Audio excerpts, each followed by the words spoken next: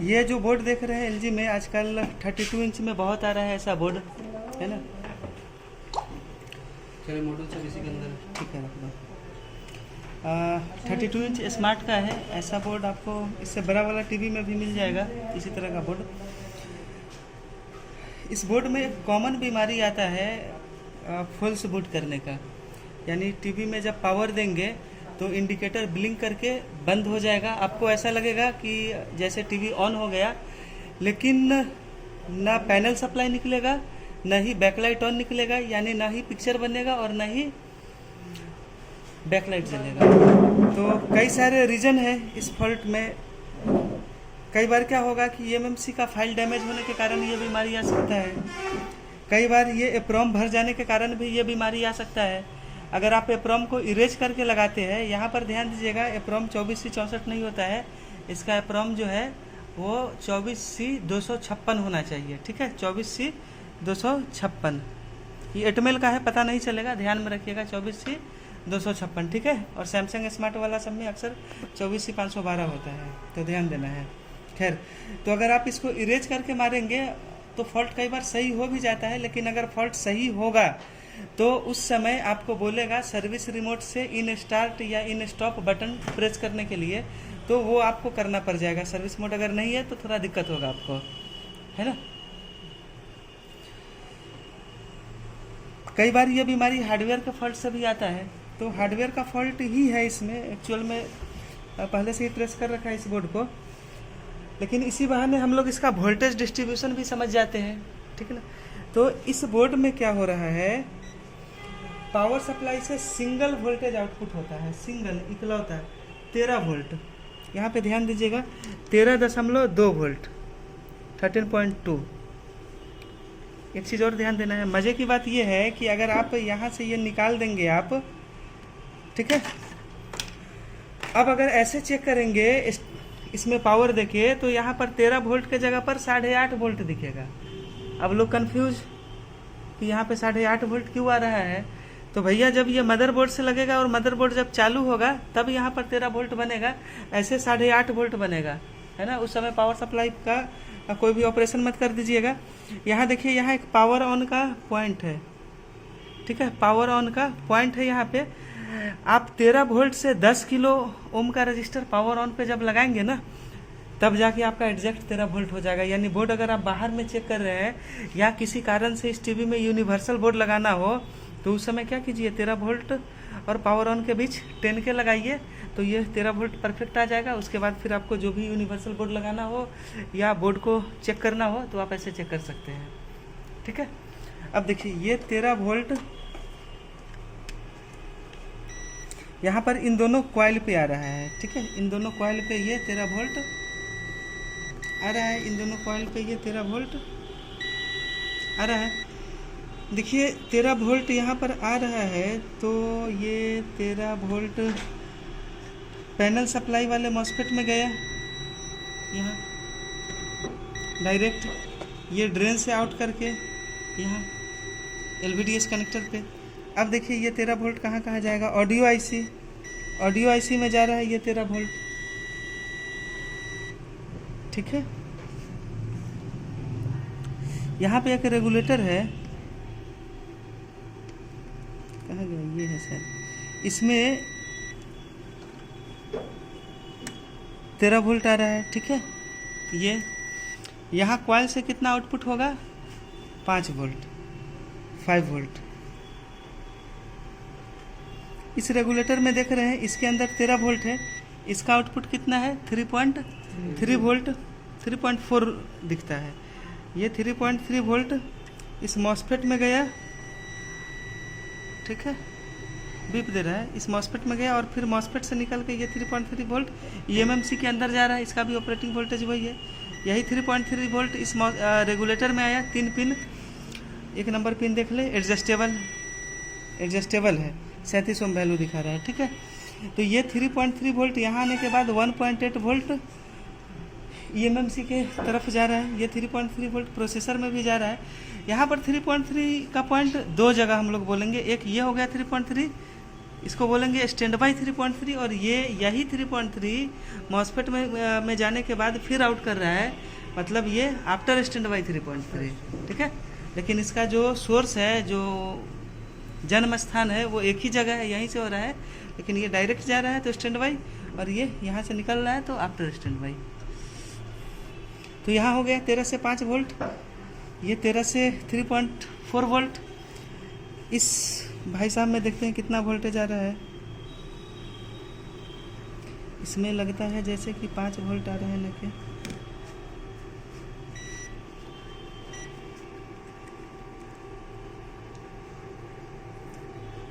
देखिए ये रेगुलेटर जो है यहाँ पे ये 1.5 वोल्ट के लिए लगा हुआ है, 1.5 वोल्ट के लिए। देखिए रैम के पास ये भी दे रहा है ना, DDR कौन सा रैम होगा, 1.5 है तो वो DDR3 DDR3 रैम होगा, ठीक है। तो ये रैम वोल्टेज है, आसानी से पता चल रहा है ये। और ये डाटा शीट में देखेंगे तो DDR3 है, तो ये 1.5 वोल्ट का होगा, ऐसे ही पकड़ लिए। ये रेगुलेटर है ना, इसी से कॉइल पे आउटपुट होता है, और ये 1.5 वोल्ट यहाँ जा रहा है। इसमें इनपुट होगा तभी आउटपुट होगा, इनपुट से PF लगा हुआ है ना। और इनपुट से देखिए इसमें एक अच्छा चीज़ है कि हर एक रेगुलेटर में इनपुट में फ्यूज लगा के दिया है ना। इसमें इनपुट देख लेते हैं, 13 वोल्ट आ रहा है क्या, नहीं आ रहा है, गड़बड़ है। अच्छा 3.3 आ रहा है क्या, अच्छा देखिए हाँ, यहाँ पर ये 3.4 जो आउट हो रहा था वही इसके अंदर जा रहा है, तो ये 1.5 वोल्ट बना रहा है, कोई दिक्कत नहीं। एक बार पावर देकर चेक कर लेते हैं।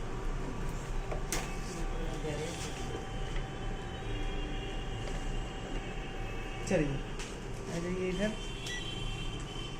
अब जरा इसमें इंडिकेटर भी लगा लें। देखिए इंडिकेटर लग गया, लाल बत्ती जल रहा है, स्विच टिपेंगे, ये देखिए स्विच प्रेस किए,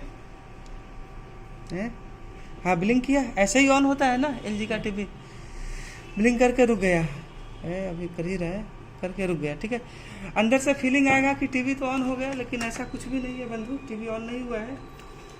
क्योंकि टीवी ऑन होता है तो यहाँ पर पैनल वोल्टेज आता है ना, पैनल वोल्टेज तो निकल नहीं रहा है। और फिर यहाँ पर चेक कीजिएगा बैकलाइट ऑन वाले पॉइंट पे, तो वो भी नहीं निकल रहा है। चलिए एक बार फटाफट वोल्टेज चेक कर लेते हैं। 13 वोल्ट आ रहा है यहाँ पर, बहुत अच्छे। पावर सप्लाई यहाँ पे आ रहा है ऑडियो IC पे, ये भी बढ़िया। यहाँ पे 5 वोल्ट आ रहा है, बढ़िया। 3.4 आ रहा है, ये भी बढ़िया है। 1.5 आ रहा है रैम वोल्टेज, ये भी बढ़िया। 1.8 निकल रहा है, बहुत अच्छा। ये 1.2 के लिए है, ये भाई साहब गड़बड़ है। यहाँ से 1.2 देखिए कितना निकल रहा है, 0.0 कुछ नहीं है, गया। नहीं ये 1.2 नहीं निकल रहा है। अब इसको कोल्ड टेस्टिंग में चेक करेंगे कि भाई इधर कुछ शॉर्टिंग वॉटिंग लगा कहीं इसके चलते तो नहीं खराब हो गया। तो कोल्ड टेस्टिंग में सर्वप्रथम हम लोग क्या करेंगे, अरे अभी तक रोशनी, अच्छा कंडेंसर चार्ज था। देखिए ग्राउंड पे रख के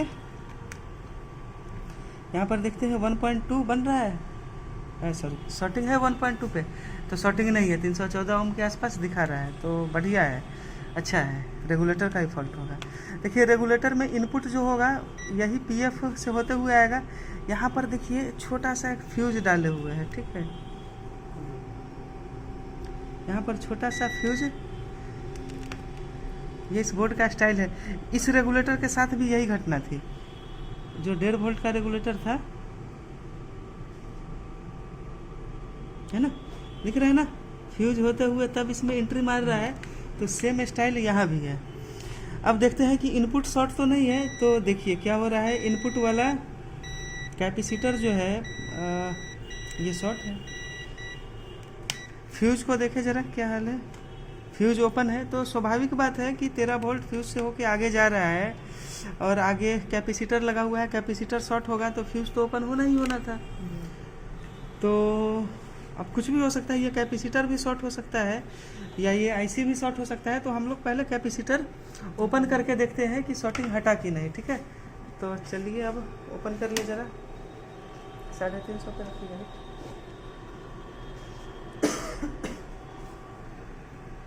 यहाँ इनपुट पे लगा, दोनों कैपेसिटर को ओपन करते हैं। ये नॉन पोलर कैपेसिटर है। ध्यान दीजिएगा, अगर कैपेसिटर शॉर्ट हुआ तो कैपेसिटर निकाल के फेंकने का नहीं है, कैपेसिटर नया डालिए। सेम ऐसा कैपेसिटर नहीं है तो आप पोलराइज कैपेसिटर लगा दीजिए।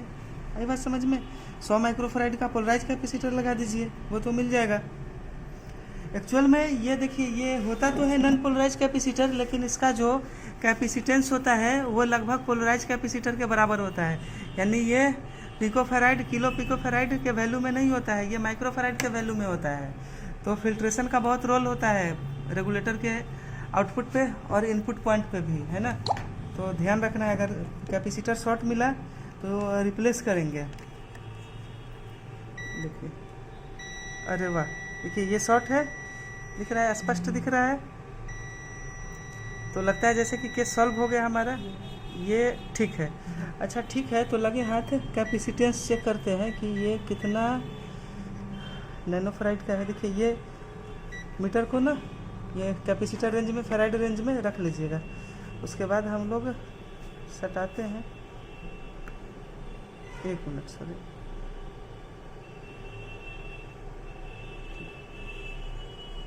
अर्थ ये 12 माइक्रोफैराड के आसपास का दिखा रहा है। 1 मिनट, थोड़ा सा 1 मिनट।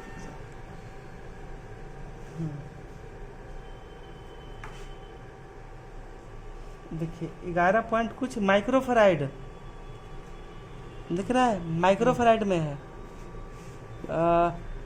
पिकोफैराड या किलो पिकोफैराड नहीं है, माइक्रोफैराड में है। बहुत बड़ी बात होती है, पीएफ माइक्रोफैराड में कम मिलता है। तो ये पीएफ तो भैया रिप्लेस करना ही है हमको।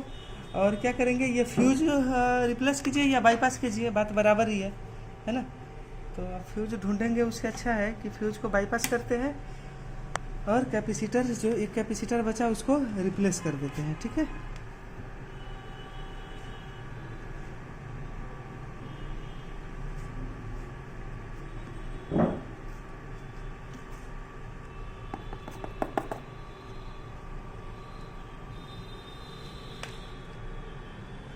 कैपेसिटर तो अपना बढ़िया था ना जी। इसी साइज का कोई दूसरा कैपेसिटर देखो तो किसी बोर्ड में है। इसमें नहीं दिखेगा तो एक काम करो ना, पैनल के स्केलर बोर्ड में ऐसा ही होता है। देखो, हाँ हाँ, इधर भी तो है ये। चलो कोई नहीं, निकालो। कंपनी के बोर्ड में मिल जाता है। हाँ, सोनी में देता है।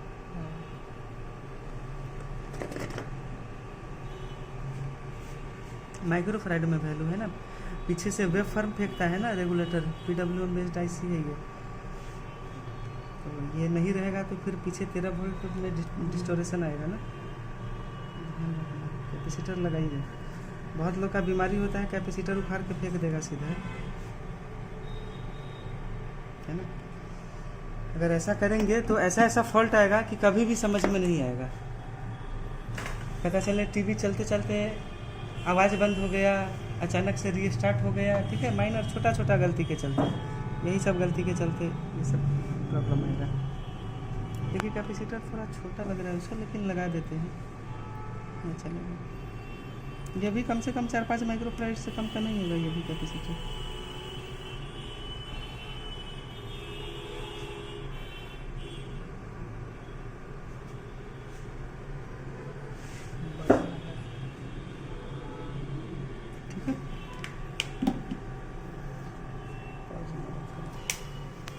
देखिए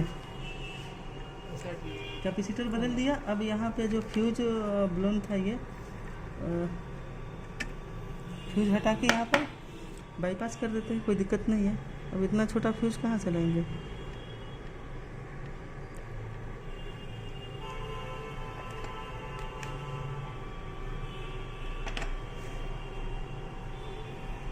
पतला जंपर वायर की हेल्प से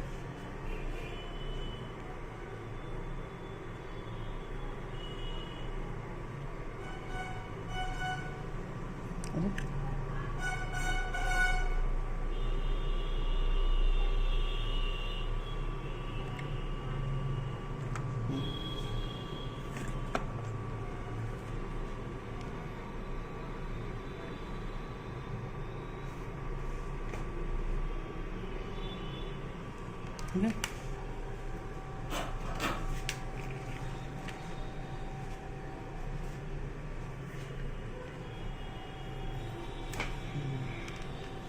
अब देख लेते हैं कि ये 13 वोल्ट वहाँ तक पहुँच भी रहा है कि नहीं। आ रहा है, आ रहा है, ठीक है, आ रहा है। अब क्या करेंगे, अब सप्लाई देंगे, देखते हैं कुछ सुधरा कि नहीं।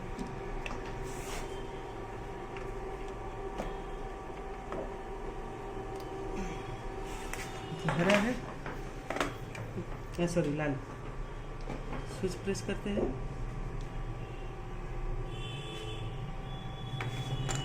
पैनल पे वोल्टेज आना चाहिए। अगर आ गया, सबसे पहले देखते हैं कि ये वोल्टेज फेंक रहा है 1.11 फेंक रहा है। पैनल पे वोल्टेज आया, आया, आ गया। ठीक है। मेन बोर्ड टेस्टर भी है हमारे पास, तो ये फॉल्ट बहुत बना चुके हैं पहले से, है ना। तो क्या चेक करना है, टीवी में लगेगा ये आएगा ही आएगा, और कोई फॉल्ट नहीं होता है। तो गड़बड़ी कहाँ से निकला, यहीं से था, जो है आपके सामने। उम्मीद है आपको सब समझ में आया होगा। Thank you.